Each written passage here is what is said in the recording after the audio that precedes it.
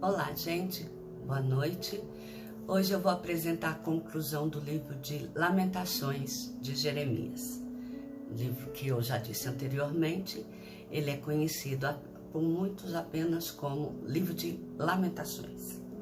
Bom, o livro tem 5 capítulos e esses capítulos eles deixam ensinados o seguinte. O primeiro ensinamento está no primeiro capítulo. Jerusalém destruída e desolada. A cidade, que antes ela era populosa, ela era grande entre as nações, agora ela se torna como uma viúva. E o seu povo, ele foi sujeitado a trabalhos forçados. Ele foi levado pelos seus inimigos, mas seus amigos, que antes agiam com muita atenção com eles, passaram a agir de forma com perfídia, falsidade, enganação. Então, Judá acabou sendo levado ao exílio para a servidão. E isso fez com que toda Sião estivesse em luto, porque o Senhor a afligiu por causa das suas prevaricações, por causa dos seus pecados e iniquidades. Ou seja, eles deixaram de cumprir, de obedecer as suas obrigações, de cumprir as tarefas que elas deviam fazer, que era de adorar ao único Senhor, Deus vivo e verdadeiro, que era de não se corromper com os deuses das demais nações. Mas o povo de Israel e de Judá, quando entrou em Jerusalém, ele se deixou corromper. E não só deixou-se corromper, como inclusive corromperam a casa do Senhor, o templo de Jerusalém.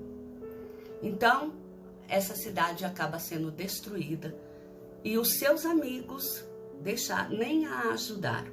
Pelo contrário, eles a abandonaram quando viram que ela mais precisou.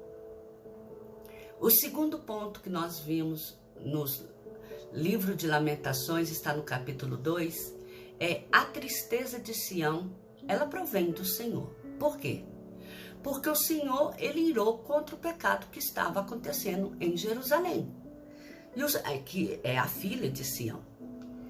O Senhor, por diversas vezes, falou que ele acabaria com Israel se o povo não se arrependesse dos seus pecados, que ele daria tempo para o pessoal se arrepender e voltar aos seus caminhos. Mas se esses não se voltassem, o Senhor iria tratar com eles. E Deus tratou. Precipitou a glória de Israel com fúria e destruiu as fortalezas de Judá. E com isso, ardeu contra Jacó, quer dizer, contra os descendentes de Israel, o povo de Israel. E nesse tratamento, Deus demoliu com fúria, inclusive o seu tabernáculo, a sua congregação, o templo onde o povo se ajuntava para prestar louvores ao Senhor. Tanto o Senhor desceu com fúria que pôs em esquecimento as festas e o sábado, que eram guardados pelo povo. As festas de lua nova, que eram as comemorações das plantações e das colheitas.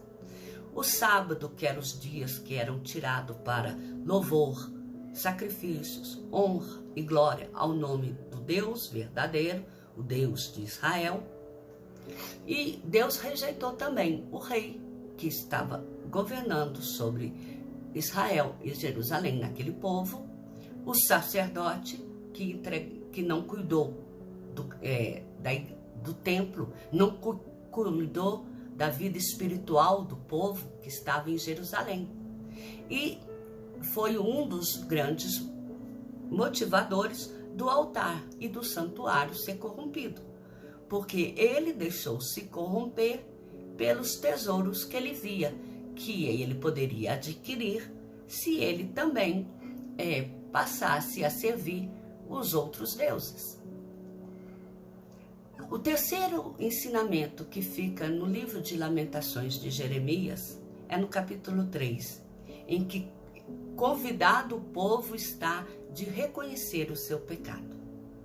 Jeremias, o tempo inteiro, ele mostrou que Deus agiu com furor com o seu povo, para fazê-lo andar em lugares assolados, a habitar em lugares de servidão, mas com um propósito: tratar com ele, para fazer com que o povo desviasse dos seus pecados, abandonasse os caminhos que eles estavam seguindo e não eram os caminhos estabelecidos por Deus.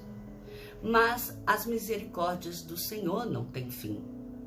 E os que se voltarem para o Senhor, eles serão perdoados. Então, Jeremias, no capítulo 3, ele faz esse convite ao povo a reconhecer o seu pecado. Porque uma vez que o povo reconhecer, o Senhor vai ser misericordioso e vai perdoar os pecados do povo. O quarto ensinamento que se vê no livro de Lamentações é o capítulo 4, que fala sobre o sofrimento que provoca o cerco de uma cidade.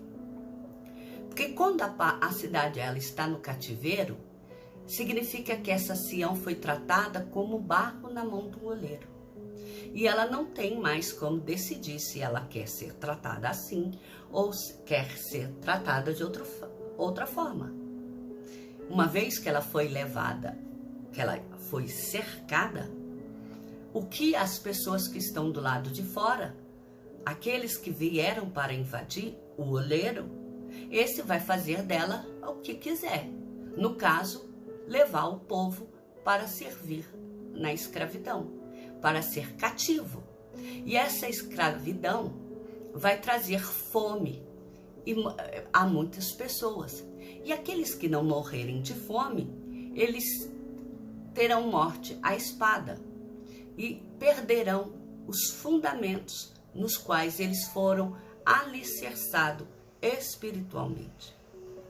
Mas pior do que a morte à espada é a morte pela fome, porque o definhar é lento, porque o definhar faz com que o povo endureça seu coração a ponto de uma mãe não ter dó de seu filho que amamenta e lhe dar leite, a ponto de uma mãe não dar pão ao filho, e pior, para saciar sua própria fome, ela é capaz de matar este filho para se sustentar.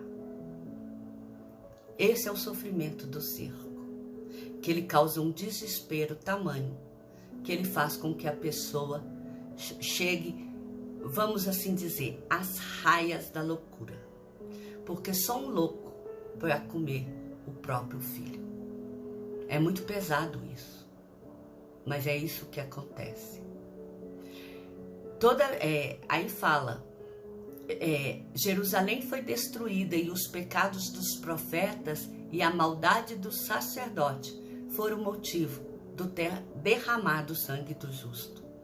Pior do que ver a mãe fazer isso com o filho é saber que aquele que Deus separou para ser o dirigente espiritual daquele povo, ele não se comportou conforme Deus havia separado para ele se comportar. E o seu pecado e os pecados dos profetas que diziam coisas que Deus não disse e tinham visões que Deus não deu, e essas eram apregoadas ao povo, esse é o motivo real pelo qual o povo estava sofrendo. Todavia, o castigo foi consumado, ele foi pago até o fim. E uma vez que o Senhor cumpriu esse castigo, o Senhor diz que nunca mais ele levará ao exílio o povo de Israel. E o último ensinamento que fica no livro de Lamentações de Jeremias é do capítulo 5, que diz que os fiéis pedem misericórdia. Graças a Deus que ainda existem fiéis. Existe um remanescente de Israel. Porque Israel e Judá, o povo de Jerusalém, pede ao Senhor perdão pelos seus pecados e iniquidade. e clama para que Deus considere e olhe para o seu opróbrio, para a sua vergonha, para que perdoe-lhe as faltas, porque eles têm certeza que se Deus voltar os seus olhos para ele e perdoar eles daquela falta tremenda, terrível que eles cometeram, Deus é capaz de ainda olhar com misericórdia e perdoar e refazer os seus caminhos. Tanto que eles dizem: estamos exaustos pelo cativeiro entre o egípcio e os assírios. Os príncipes foram forçados, os velhos não foram reverenciados, os jovens e os meninos trabalham sem descanso. Não há júbilo no coração, só há lamentação. Então o povo reconhece aqui a sua miséria, a sua total dependência de Deus. Senhor, reina eternamente, de geração em geração. Não te esqueça de nós. Converte-nos a ti e seremos convertidos. Renova os nossos dias como dantes. Quando eles pedem a misericórdia do Senhor, porque eles reconheceram os seus pecados, o Senhor vai ser misericordioso e vai fazer ressurgir o renovo. Esse renovo vai ser a Israel de Deus, que vai ser ainda mantida com misericórdia. Esse renovo, ele vem da casa de Davi, da linhagem de Davi. E nós esperamos que essa mensagem fique gravada no seu coração. Porque muitas vezes, aqueles que eram para nos liderar com justiça e nos indicar o caminho que deveríamos seguir, esses não têm direção correta para nos dar, porque eles já se desviaram do Senhor, eles já se perderam do Senhor. Mas embora eles estejam desviados, embora eles estejam perdidos do caminho do Senhor, nós não devemos nos deixar ser levado pelo mau exemplo, por aquilo que eles ensinam de errado. Nós devemos permanecer firmes naqueles entendimentos que nós aprendemos desde a antiguidade, de que só Deus é digno de louvor, de que nós não devemos voltar os nossos olhos para nenhuma iniquidade, para adorar aqueles que não merecem a adoração, que deve ser direcionada apenas a Deus. Que nós possamos converter o nosso pecado e nós possamos renovar os nossos dias diante do Senhor. Que Deus nos abençoe. Essa é a mensagem que Lamentações deixa. Jeremias é tido como um profeta chorão. E sim, ele pode ser chorão, mas ele não chorou em vão, não. Ele chorou pela uma nação.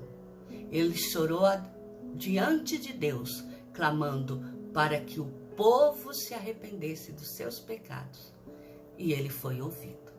Tanto que Deus fez com que restasse uma Israel do Senhor Jesus. E essa pudesse prosperar até os dias de hoje. Que Deus nos abençoe.